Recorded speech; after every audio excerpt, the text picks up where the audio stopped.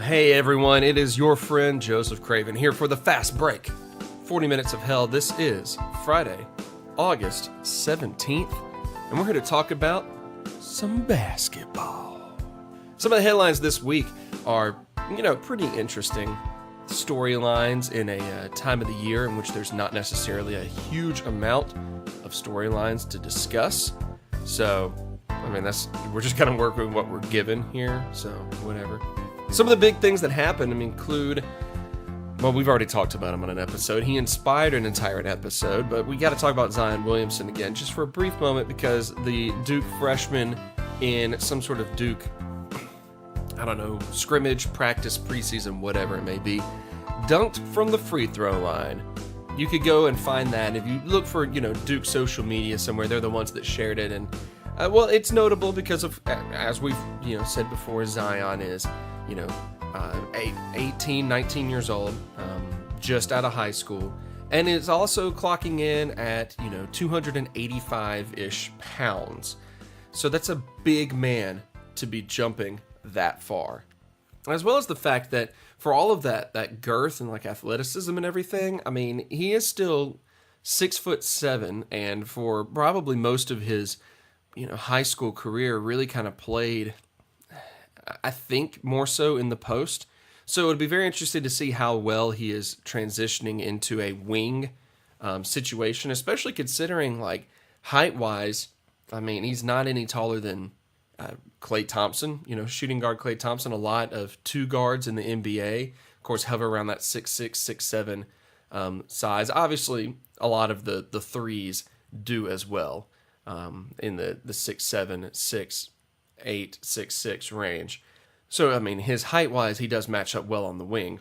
But what's going to stop him from maybe being another, Anthony Bennett kind of comes to mind as a guy who is that tweener as far as size goes, but skill set maybe doesn't quite match up to what would translate well to the professional game. I thought Anthony Bennett could theoretically be the next, Larry Johnson. They looked very similar. They went to the same college. They played very similar styles. But obviously Bennett didn't have what it took to make it that far as a pro. Does Zion? That's the question. And we'll just see where it goes from here. As for now, it is a whole heck of a lot of fun to watch a massive child do what he does athletically.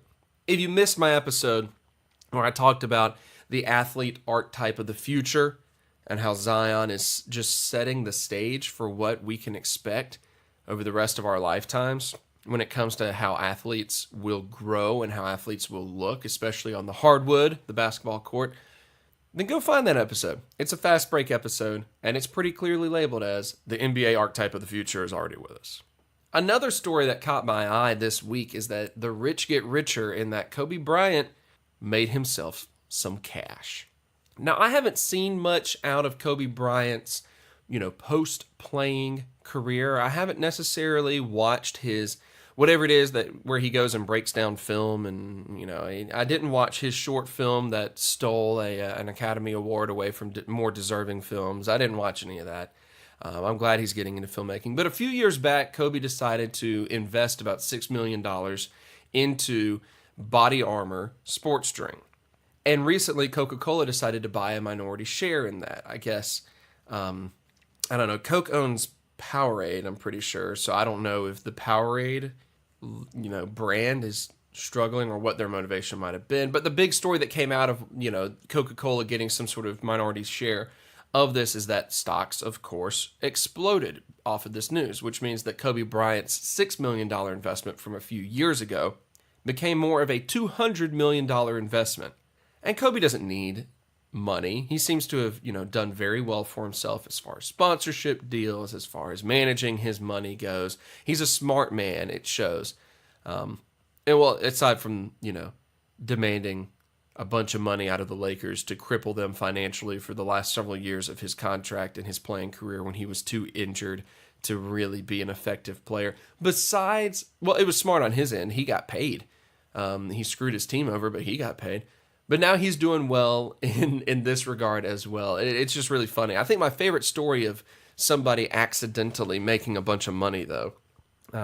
Obviously, if you invest in something, it's not an accident if it has good returns. That's just a good investment. But somebody accidentally making a lot of money came down to when 50 Cent let people order one of his albums using Bitcoin, not really knowing what Bitcoin was because it just had come out. And so he had a bunch of Bitcoin and he never did anything with it. And then when Bitcoin, at like the beginning of this year, jumped up in value, he made several $1,000,000 off of Bitcoin and completely forgot that he ever had it or ever gave anyone that option to buy his album that way. And that's probably my favorite. That's my favorite story about somebody accidentally making a lot of money. So anyway, Kobe Bryant, good on you for making a bunch more cash. I hope you use the money wisely. And I don't know, maybe open your own school so that people start talking about you instead of LeBron James again, and you can get some more headlines. One story that popped up this week, well, there's been a couple of stories that popped up concerning players getting unnecessary attention, maybe. CJ McCollum's back in the headlines again for whatever reason, because people are trying to bring up comments he said about how he does not like the idea of ring chasing. He was in a TV interview. He said that he thought the entire concept was disgusting, and I haven't seen the full interview, so given the context, I don't know. He might not be calling anyone out specifically, but he does have the history of calling people out. He's definitely called out Kevin Durant, and Kevin Durant, replied on Twitter, because Kevin Durant's never going to miss an opportunity to, tweet. So CJ said that he called it, disgusting. He basically bashed some of the super teams. I'm pulling up the information, so I have it right in front of me. It is on Chinese television, and I guess he did actually specifically call out the Warriors. So whatever. He then says, because The Score tweets out a little picture of the quote, "I would never do anything of that nature. I think it's disgusting. I'm not built like those guys. I was raised differently." That's what he says in this interview. The Score tweets out that picture and says, "Oh, CJ really has an opinions about ring chasing." And I'll be honest here. Here's a quick statement. CJ's got to be careful making statements like this because, of course, Kevin Durant himself made a lot of statements like this, and then he decided it was worthwhile to go out to Golden State. So CJ, watch what you say, because soon enough, Golden State's going to offer you a lot of money to go over there because that's their way, and you're not really going to want to say no. So CJ has this to say in a tweet. "Y'all stay bringing up old stuff. Y'all got me out here looking like a bitter ex. One of the best teams ever assembled with two players you could argue are top 15 greatest to lace them up.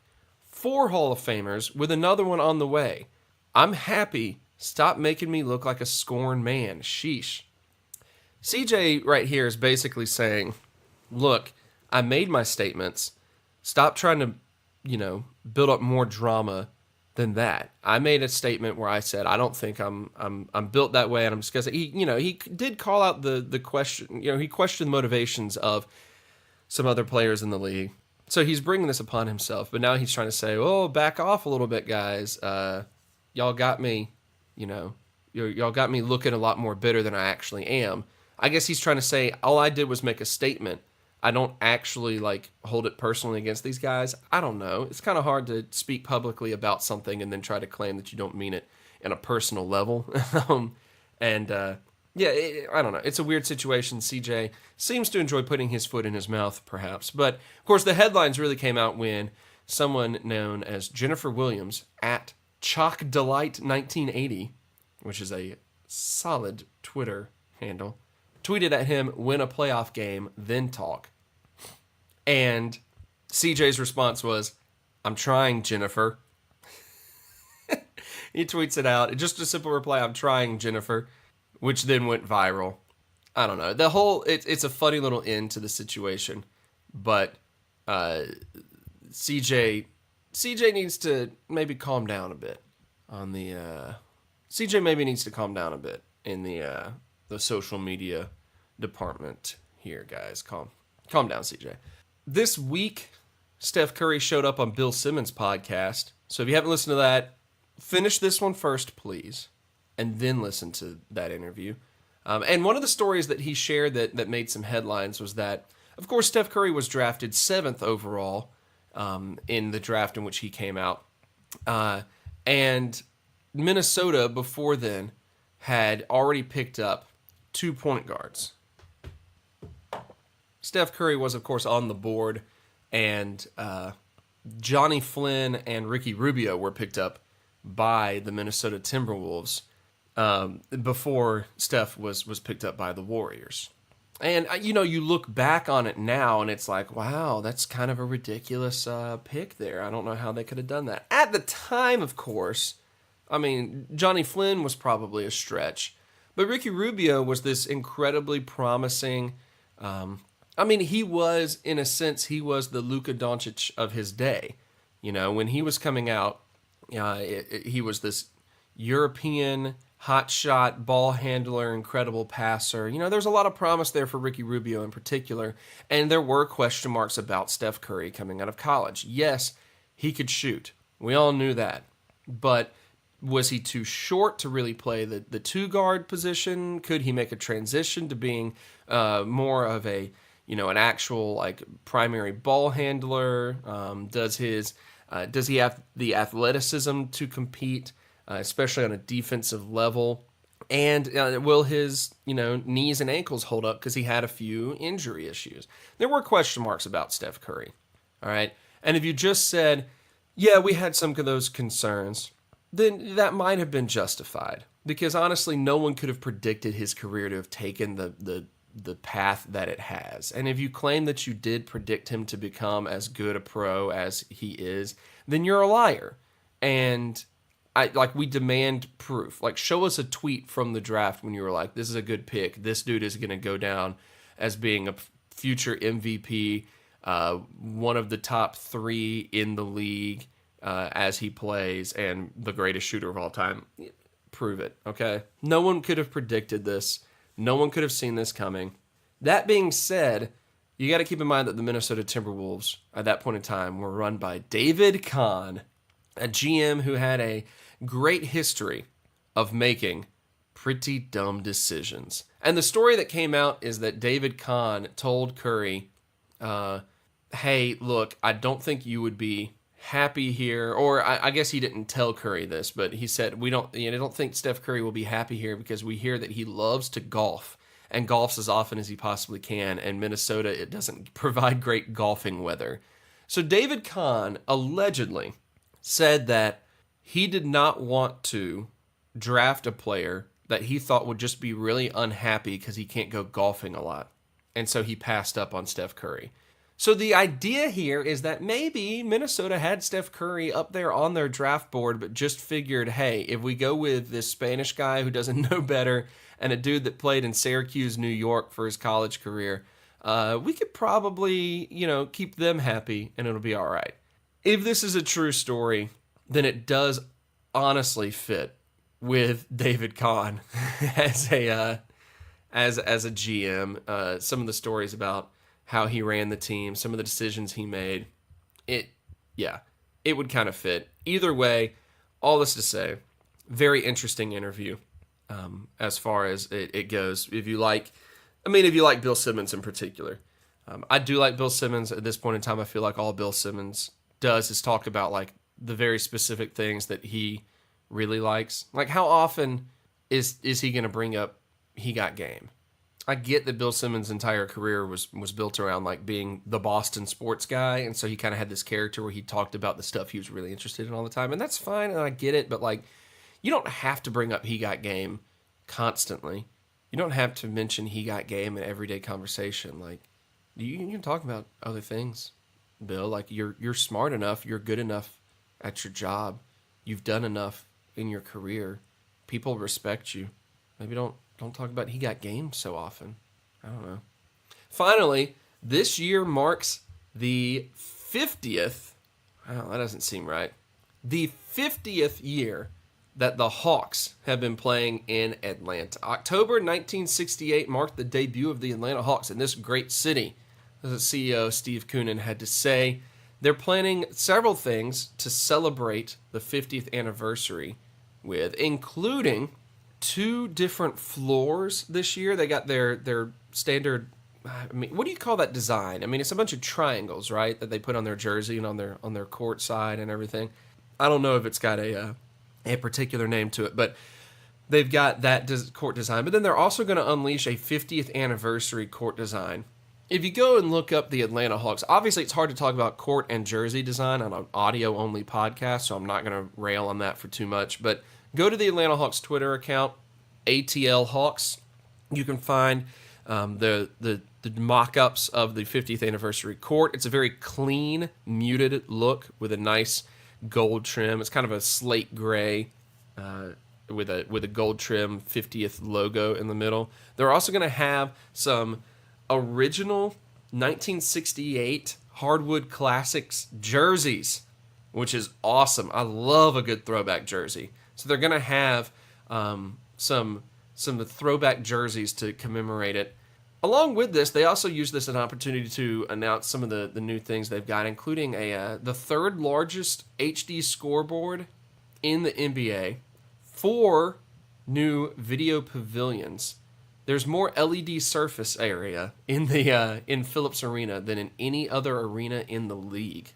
That's pretty awesome. Phillips Arena was in big need of a renovation, and they seem to have done a good job with it. So props to the Hawks for that. Be very interesting. I might have to wander over to Atlanta and catch a game this year to see the newly renovated Phillips Arena. Of course, that does raise some, questions maybe about do the Hawks have a good history? That's kind of the question mark here. I mean, they don't really exactly have much to hang their hat on in terms of, since moving to Atlanta, having a great deal of history. I mean, before then, you got some guys like you got innovative players like Bob Pettit from who played for the Hawks, but that was before they were in Atlanta. He then coached them for a year. He was an innovative player of his day. He really helped develop what the post players would become. But beyond that, I mean, when they get to Atlanta, who do they have that really stands out? Well, let's look at some of the best players from the Hawks' history, because I think it's worth noting. I mean, obviously, they had that lineup a few years back where all of them, they were so successful as a team. They were all all-stars, which I think is pretty great. But, I mean, you've got some guys. You've got guys like Kyle Korver, who is one of the most underrated shooters in NBA history, much less in the league right now. And he had a lot of his really, formulaic years, or some of his best years, really, playing for that Atlanta Hawks organization. He set an NBA record for, most consecutive games with a three-pointer made, if I remember correctly. Jeff Teague, of course, was a really solid player for him during that span of time. And you can't overlook, Paul Millsap and Al Horford. Really, the Atlanta Hawks' best seasons seem to have been in recent years, where they had really complete teams that maybe just didn't quite have enough going to be an elite team, to really win a title. I mean, you got a couple of first seeds in the East situations going on in Atlanta in recent memory. I mean, we're in pretty decent years of Atlanta. They're just maybe an unfortunate or underrated organization. Unfortunate in that they just never have quite caught the break that really gives them a title or something when they've had a really great team. They've never quite been able to really get the star player to stick around maybe not long enough, or build enough around him. I'm looking at probably the best player in Hawks history, Dominique Wilkins here. But I mean, those teams were, I guess, probably the second best. Those Dominique, Doc Rivers, Spud Webb, those teams were probably the second best era of Hawks basketball, behind the recent era that we've had in which they were all-stars and first seed in the East and so on and so forth. But some of the best players to have come through, I mean, were players that had their best years elsewhere. The second, stop in Dikembe Mutombo's career, of course, was in Atlanta. He was in Denver for 5 seasons. He comes to Atlanta. He has a couple of years in which he, plays most, if not, all of the games in the season. And it's Dikembe numbers, of course, around the 10 to 13 points a game, 11 or 12 rebounds a game. One of his best rebounding years, in fact, his best rebounding year was his final season in Atlanta. No, I'm sorry. He had a half season in Atlanta before being moved to Philly in the 2000-2001 season, where he then teamed up with Allen Iverson. That was an interesting Philly team. But in that 1999 to 2000 season in Atlanta, he averaged 14 rebounds a game. Of course, when you're talking about Dikembe, you're mostly talking about the block numbers. And in Atlanta, he had classic Dikembe, at least 3 blocks a game. It never matched what he was able to do in Denver, where he had a couple of seasons averaging 4 to 4.5 blocks a game. But Dikembe put in some serviceable years in Atlanta. He was only there for 4.5 before they moved him away. Another player whose best years were behind him by the time he arrived was the legendary Moses Malone. Moses, man, it's hard to believe how long his career was. But Moses Malone, of course, was the first player to come right out of high school into professional basketball. That was back in '74, and the man played all the way until 1995. He had a 20-year career. When you think about Moses Malone, you think about the 70s and the 80s. You don't really think about how long into the 90s he survived. But the late 80s, right up until the 90-91 season, Moses played in Atlanta. And he played in just about every game. He started 80 games and 81 games in 88 to 89 and 89 to 90. Played in all 82 in the 90 to 91 season, but at that point he was, in his mid-30s. So you couldn't really, depend on him quite the same way. But his first couple of years there, he averaged 20 and 18.9 points per game, along with 11.8 and 10 rebounds. Still serviceable as a 33 and 34-year-old. Still very, very good. A 20 and 10 guy. You don't think about Moses Malone, You don't think about him being an Atlanta Hawk.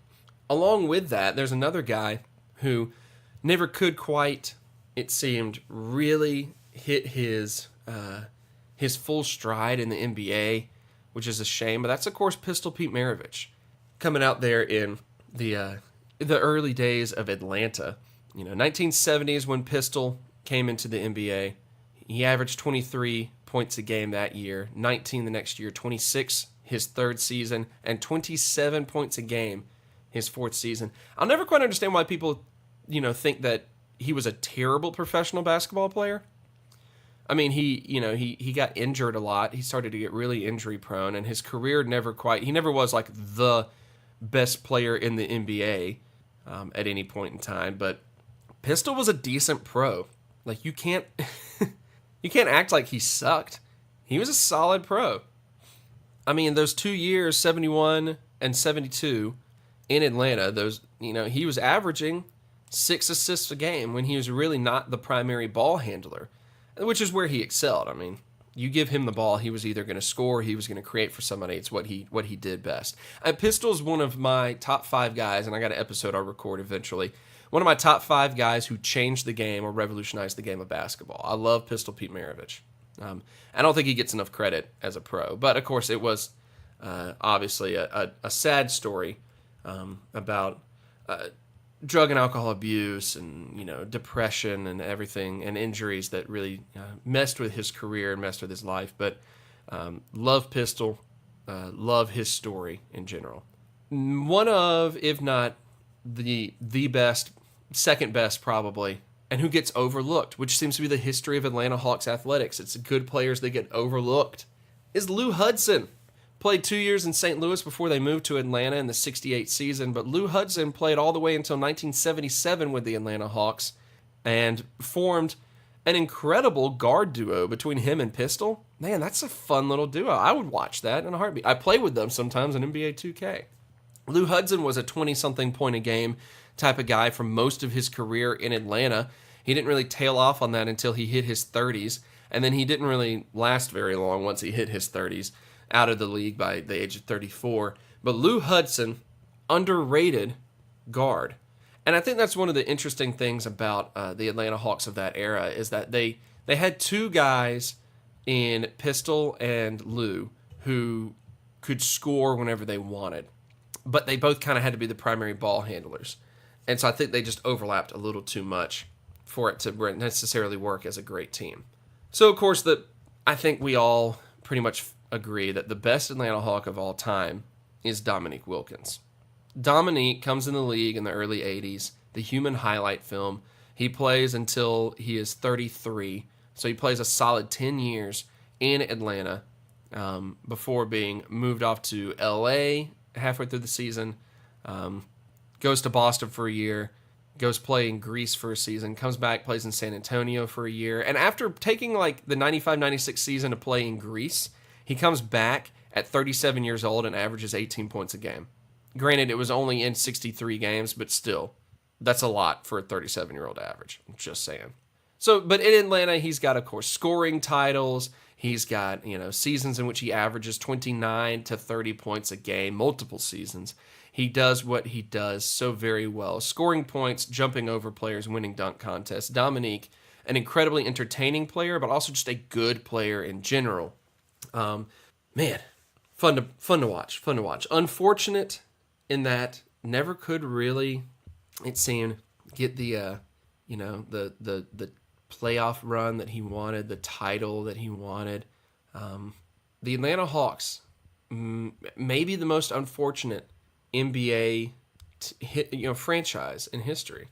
I would like to hear whether or not there's someone else that you think takes the title for most unfortunate team, but I would say maybe Atlanta, and that's not a bad history. You take a starting lineup and you give them Lou Hudson, Pistol Pete, Dominique, an old but serviceable Moses Malone, and Dikembe Mutombo. That's a starting five right there, man. Bring in Doc Rivers off the bench. And let's not forget the most overlooked great player, I think, in NBA history, Joe Johnson, who spent most of his career in Atlanta and never got credit for anything that he did. Joe Johnson was an awesome player, still a great veteran. Even now, he's refined his game to age very well. Man, you know what? I'm going to change it up. Put Pete at the point, Joe Johnson at the 2, Dominique, then Moses, then Dikembe. I'm going to change it one more time. This is my final one. This is the modern era. We don't need a true power forward. Here's what we do. Pete at the point, Lou Hudson, Joe Johnson at the 3, Dominique playing stretch 4. You could flip-flop those because Joe actually does kind of play as a stretch 4 these days. And then you throw Moses Malone as your starting post player. You're winning some games right there with that lineup. All right, this has been the Fast Break on this Friday morning, August 17th. It's been a pleasure chatting with you about this nonsense. I'm Joseph Craven, your friend Joseph Craven, and I'll see you next time. Thanks for listening to the Fast Break on 40 Minutes of Hell.